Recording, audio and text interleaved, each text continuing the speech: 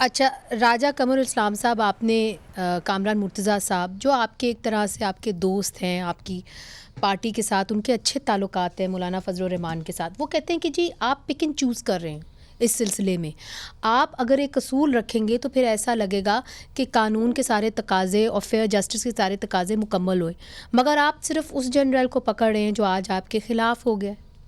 یہ پہلی بات تو یہ ہے جی کہ یہ ایک فوج کا اپنا اکاؤنٹیبلٹی سسٹم کے تحت یہ کورٹ مارشل شروع ہوا تھا. اس کا ایک طریقہ کار ہے کہ پہلے جو ہے وہ ایک ایویڈنس سمری آف ایویڈنس ہوتی ہے، وہ ایک بڑا کمپریہنسو سسٹم ہے جو ریڈی صاحب نے یقیناً اس پہ روشنی ڈالی. اس کے بعد پھر فیلڈ کورٹ مارشل. اب اس میں ایک فرق ہے سیاسی سرگرمی میں اور نہیں، مگر عمران خان صاحب کے لیے یہ راہ ہموار ہو گئی نا ملٹری ٹرائل کے لیے، اور کیا آپ کی حکومت کا کیا موقع ہے کہ عمران خان صاحب کا ملٹری ٹرائل ہونا چاہیے؟ میں وہی گزارش کرنے جا رہا ہوں کہ دو حصے ہیں. ایک حصہ وہ ہے کہ جس کا ٹرائل ابھی شروع ہوا ہے اور وہ فیلڈ کورٹ مارشل شروع ہوا ہے.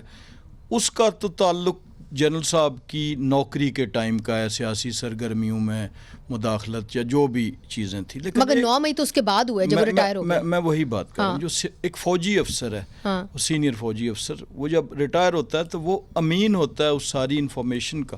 یہاں پہ 9 مئی کو کیا ہوا کہ اس فوج کی اور ملک کی جو بنیادی اساس تھی اس پہ حملہ کیا گیا.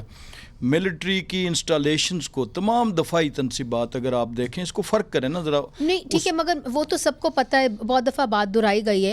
میں آپ سے یہ جاننا چاہ رہی ہوں کہ پی ایم ایل این کا موقف ہے کیا؟ میں وہی موقف کیا سابق وزیر اعظم عمران خان کا ٹرائل ملٹری کورٹس میں ہونا چاہیے کہ نہیں؟ یس اور نو سر. میں وہی موقف دے رہا ہوں کہ جب یہ چیز ثابت ہو جائے کہ جو حملے ہوئے سولینز کی طرف سے بھی اور اس کی جو سورس تھی، اس کا جو انفارمیشن دینے والا ایک ایسی اگر شخصیت تھی اگر کہ جو ان چیزوں کی پریوی تھی، جو ان چیزوں سے آگاہ تھی کہ کہاں کہاں کیا کیا چیزیں، اور اس کا آپس میں ایک نیکسس کہہ لیں یا ایک لنک اگر بن گیا تو پھر ہونا چاہیے. تو پھر ڈیفینیٹلی ہونا چاہیے.